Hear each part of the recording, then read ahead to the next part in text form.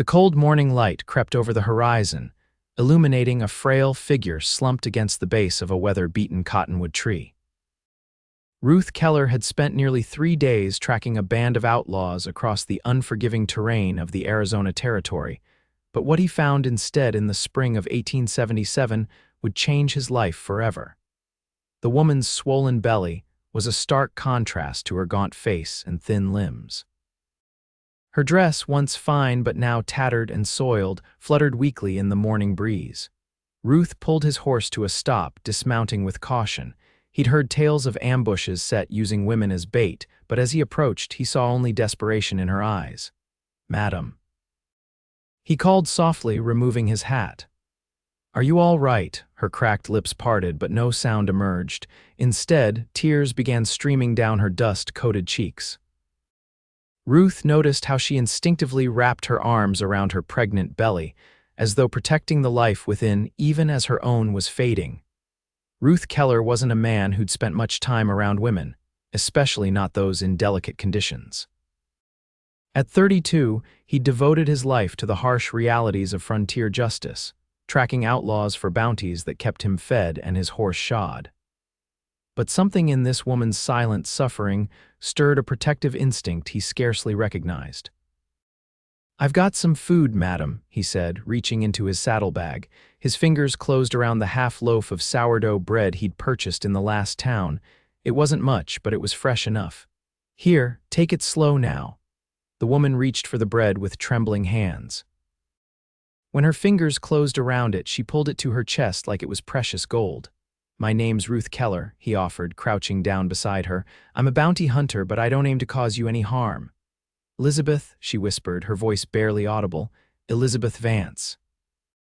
Ruth nodded, watching as she tore a small piece of bread and placed it in her mouth.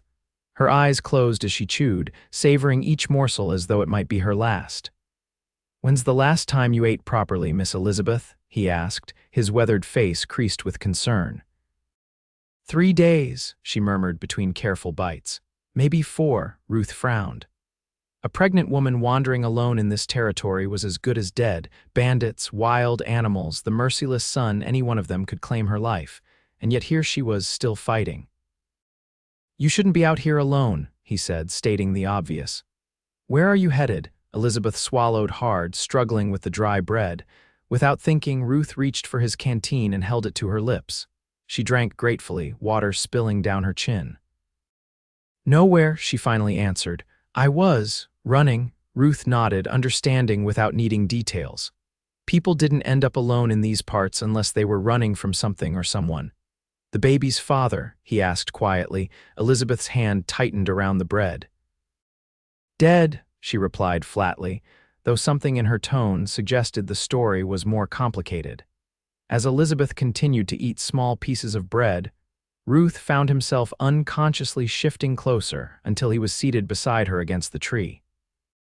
Her shoulders trembled with exhaustion, and without thinking, he put an arm around her, supporting her weight as she ate.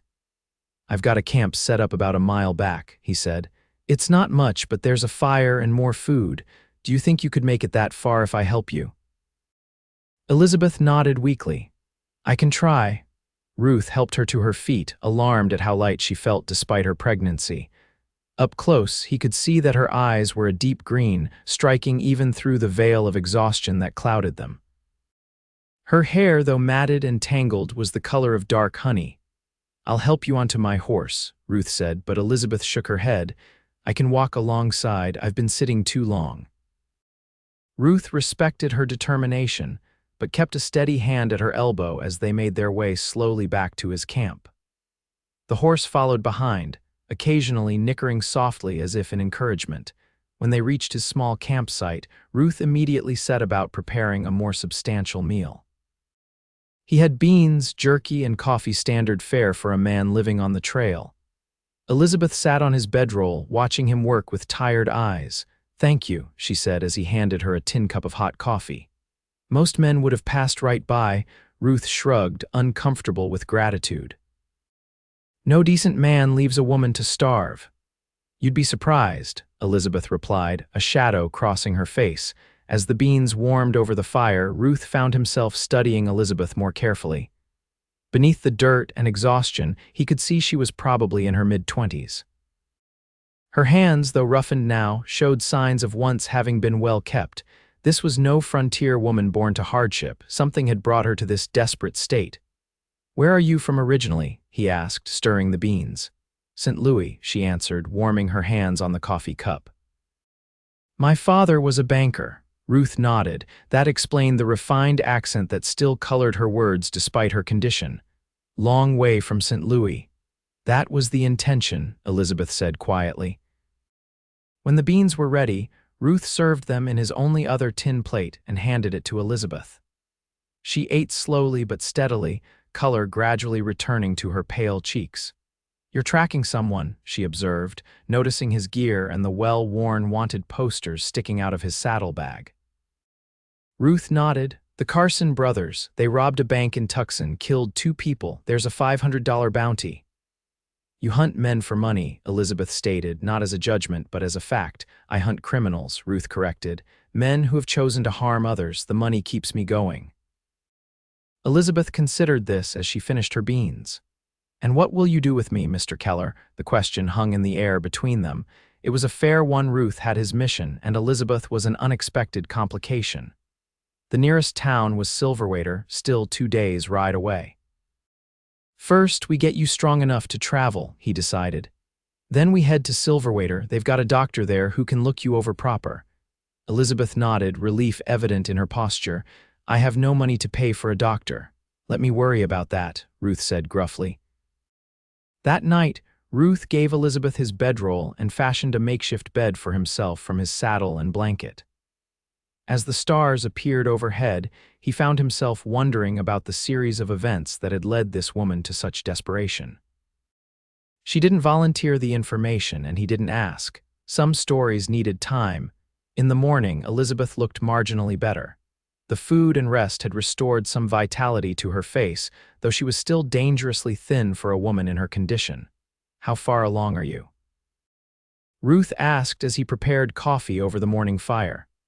7 months, I think," Elizabeth replied, her hand resting on her belly. "It's hard to be certain." Ruth nodded, doing mental calculations. The baby would come within 2 months, possibly sooner given the mother's condition. Getting Elizabeth to safety had just become more urgent. "We'll leave for Silverwater after you've eaten," he said, handing her a cup of coffee. "The trail's not too rough, but it'll take us 2 days at least." Elizabeth accepted the coffee with a grateful nod. "The Carson brothers, won't they be getting further away while you help me?" Ruth shrugged.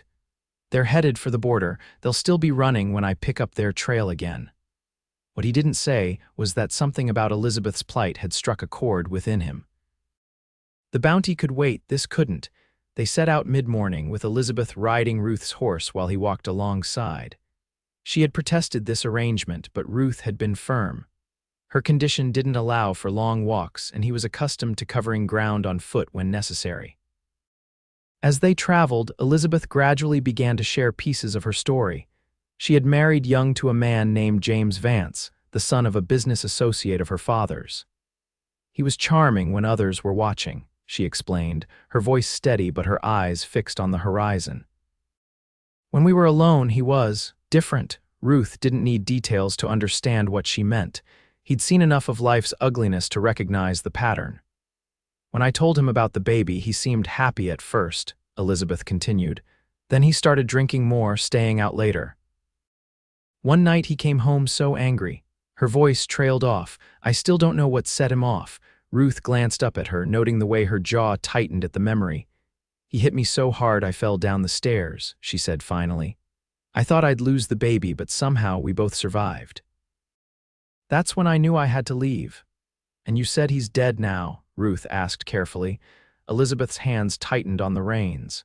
"He found me in Kansas City, said he'd kill me for disgracing him by running away. We struggled. He had a knife." Ruth waited, sensing there was more to the story. "I didn't mean to," Elizabeth whispered. "The knife, it just turned in his hand when I pushed him away. He fell on it." Ruth nodded slowly. "Self-defense," he said simply. "The law might not see it that way," Elizabeth replied. "A wife killing her husband, and I ran afterward. I've been running ever since." They camped that night by a small creek, the water a blessing in the arid landscape. Ruth caught 2 fish which they roasted over the fire. Elizabeth's appetite was improving, a good sign. As they sat by the fire after eating, Ruth found himself sharing his own story, something he rarely did with anyone. He told Elizabeth about growing up in Pennsylvania, about losing his parents to influenza when he was 16, about drifting west in search of purpose, and eventually finding it in tracking men who broke the law. "Have you ever killed anyone?" Elizabeth asked, her voice soft in the darkness. "Yes," Ruth answered honestly. 3 men, all of them were shooting at me at the time." Elizabeth nodded, accepting this without judgment. "Does it haunt you?" Ruth considered the question carefully. "Not the act itself," he finally said. "I believe they chose their path. But sometimes I wonder about the people they might have been if life had dealt them different cards." "I wonder that about James," Elizabeth admitted. "If his father hadn't been so harsh, if he hadn't started drinking so young, maybe he would have been different." They fell silent, each lost in their own thoughts as the fire crackled between them. The next day brought new challenges. Elizabeth woke feeling ill, the baby particularly active.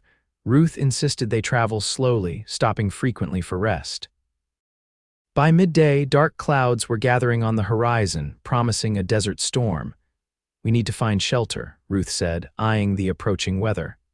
"There's a line of bluffs about a mile east. Might be some caves or overhangs we can use." They changed direction, moving as quickly as Elizabeth's condition would allow. The wind picked up, carrying the scent of rain and stirring dust into small whirlwinds around them. They reached the bluffs just as the first heavy drops began to fall. Ruth found a shallow cave, not deep but enough to provide shelter from the storm. He helped Elizabeth dismount and led her inside, then returned for his horse, securing it under an overhang nearby. The rain came down in sheets, turning the desert floor into a temporary river. Inside the cave, Ruth built a small fire using the dry wood he kept wrapped in oilcloth in his pack. The flames cast dancing shadows on the rock walls as thunder rumbled outside.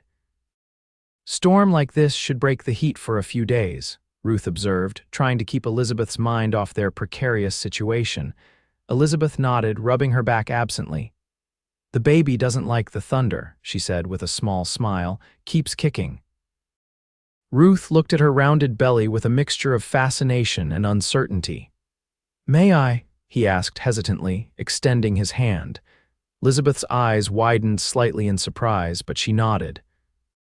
Ruth placed his calloused hand gently on her belly, remaining perfectly still until he felt it a distinct push against his palm.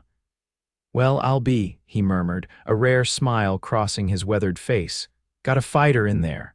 "Just like his mother," Elizabeth said softly. Their eyes met over the fire, and something shifted between them, a recognition of shared humanity in the midst of wilderness. Ruth withdrew his hand slowly, suddenly aware of the intimacy of the moment. "You should rest," he said, his voice gruffer than he intended. "Storm might last through the night." Elizabeth nodded, arranging Ruth's bedroll as comfortably as possible on the cave floor. As she settled down, Ruth moved to sit at the cave entrance, watching the storm rage across the landscape. "Ruth," Elizabeth called softly from behind him. "Yes."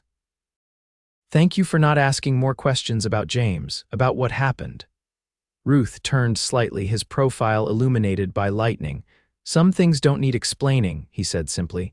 The storm passed during the night, leaving behind a freshly washed world and cooler air.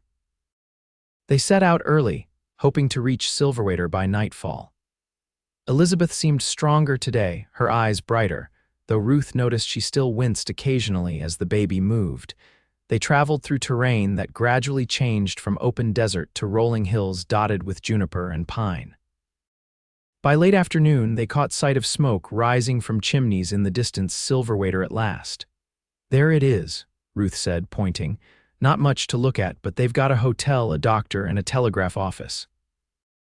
Elizabeth straightened in the saddle, her expression a mixture of relief and apprehension. "What will you tell people about me?" Ruth considered this. "The truth, or part of it. You're a widow heading west for a fresh start, got separated from your wagon train." "And you found me," Elizabeth finished. "And I found you," Ruth agreed. They rode into Silverwater just as the sun was setting, casting long shadows down the town's single main street. People turned to look at the odd pair, the trail-worn bounty hunter walking beside his horse, which carried a visibly pregnant woman. Ruth led them directly to the town's small hotel. The proprietor, a stout woman named Mrs. Hollis, took one look at Elizabeth and immediately began issuing orders to her husband for hot water and clean linens. "This poor dear's dead on her feet," she declared, taking Elizabeth's arm. "How long has she been traveling in her condition?" "Too long," Ruth answered simply. "She needs a good meal and a doctor." "Dr. Pearson's out at the Miller place delivering twins," Mr. Hollis informed them. "Won't be back till morning likely." Ruth nodded, unsurprised by the news. "Then a room and a meal will have to do for tonight." He paid for a room for Elizabeth and another for himself, ignoring her protests about the expense. "You can pay me back when you're settled," he said, though both knew it was unlikely she ever would. After Elizabeth had been shown to her room, Ruth headed to the telegraph office. He sent 2 messages, one to the sheriff in Tucson, updating him on the delay in his pursuit of the Carson brothers, and another to a contact in St. Louis making discreet inquiries about Elizabeth's situation.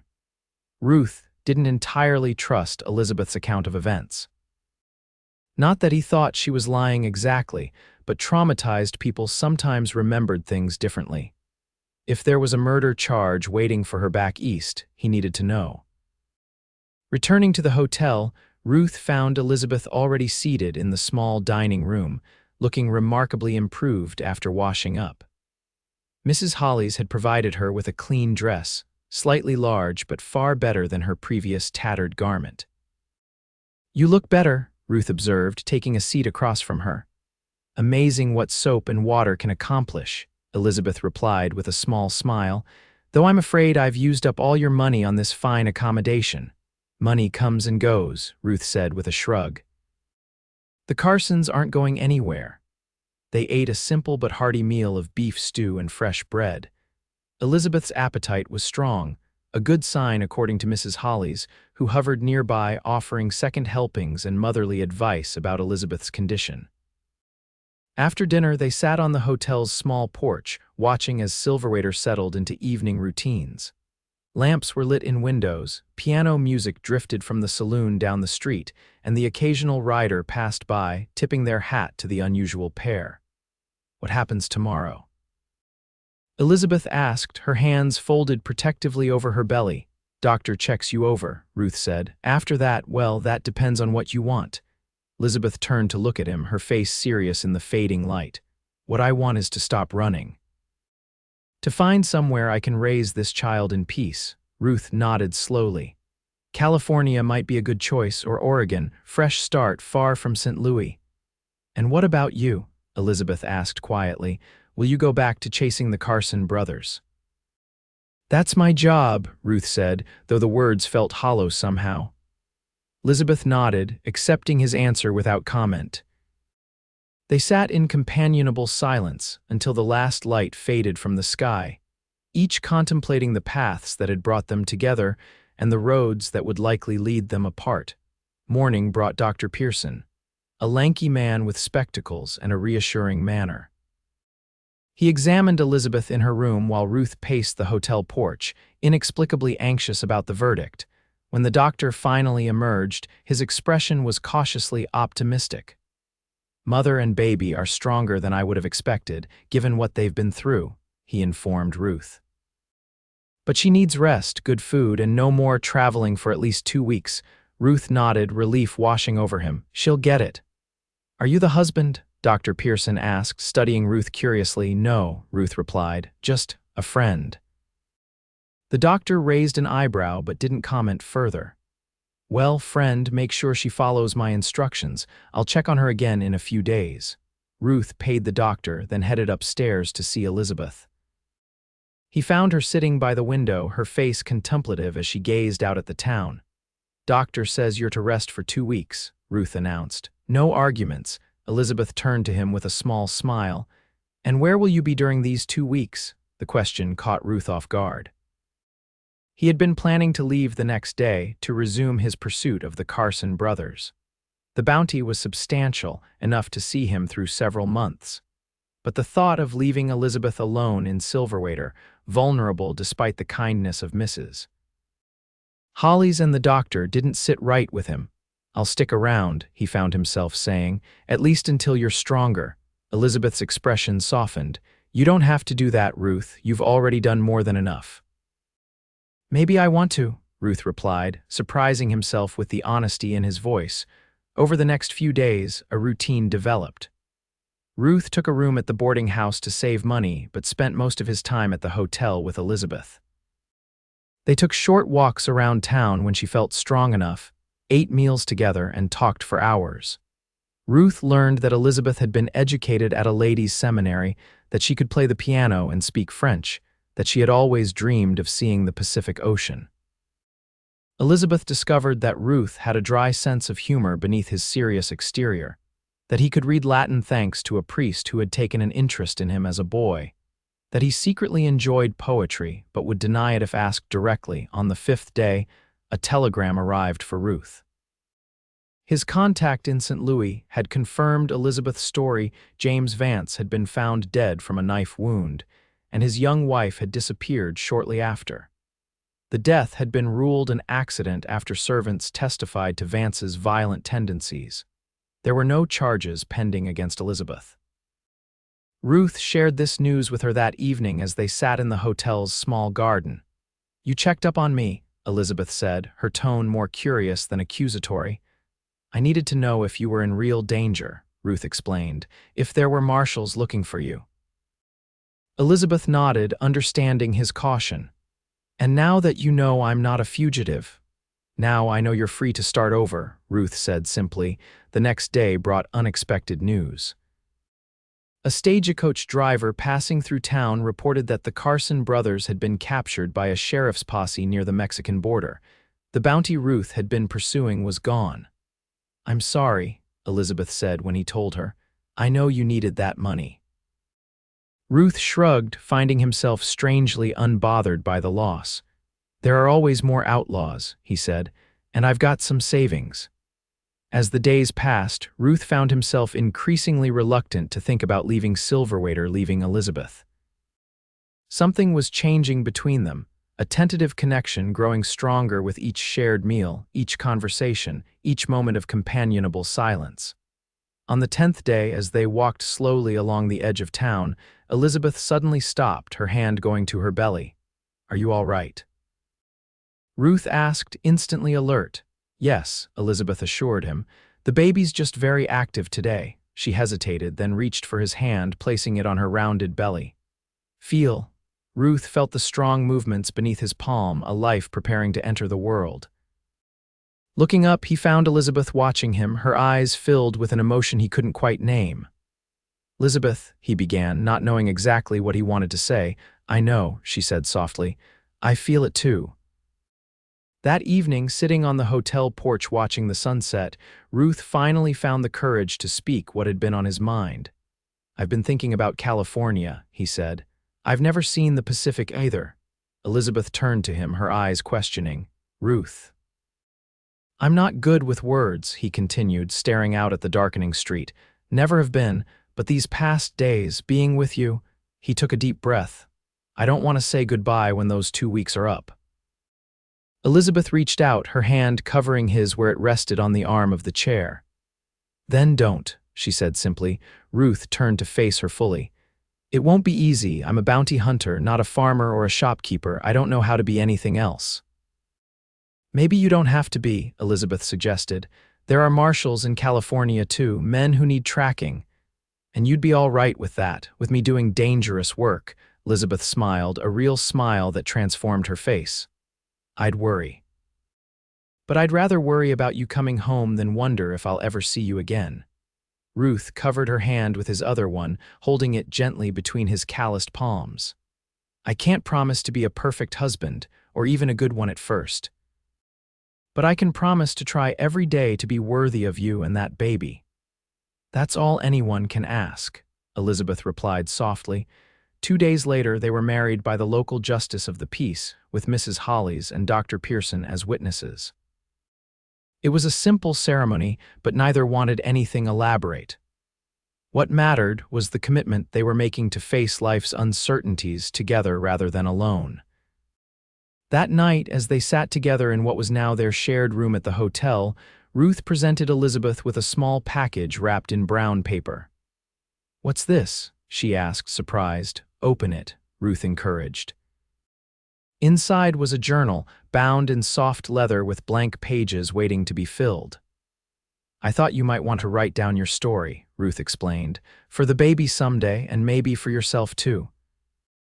Elizabeth ran her fingers over the smooth cover, deeply touched by the thoughtfulness of the gift. "Our story," she corrected gently. "It's our story now." 6 weeks later, in a small rented house on the outskirts of Sacramento, California, Elizabeth gave birth to a healthy baby girl. Ruth, who had paced outside the door through hours of labor, entered the room cautiously when the midwife finally invited him in. Elizabeth sat propped up in bed, tired but radiant, cradling a tiny bundle wrapped in a soft blanket. She looked up as Ruth approached, her smile warm and welcoming. "Come meet your daughter," she said softly. Ruth sat carefully on the edge of the bed, peering at the small pink face nestled against Elizabeth's breast. The baby's eyes were closed, her tiny fists curled against her cheeks. "She's perfect," he whispered, reaching out to touch a miniature finger with his own. "I was thinking we might call her Hope," Elizabeth suggested. "It seems fitting." Ruth nodded, his throat tight with emotion. "Hope Keller," he said, testing the name. "I like it." As dusk fell outside their window, the small family remained together in the quiet room, the baby sleeping peacefully between them. Ruth marveled at the journey that had brought them here from a desperate encounter at dawn in the Arizona desert to this moment of profound contentment. "Thank you," he said suddenly, looking up at Elizabeth. "For what?" she asked, her hand gently stroking the baby's downy head. "For eating that bread," Ruth said simply. "For letting me help you, for changing everything." Elizabeth smiled, understanding the depth of feeling behind his straightforward words. "And thank you for finding me," she replied, "for seeing me when I was invisible to everyone else." Outside, the sun set on their first day as a family of 3, casting long, golden rays through the window and illuminating the path they had traveled together, a path that had begun with a simple act of kindness in the wilderness and led to a love neither had expected to find.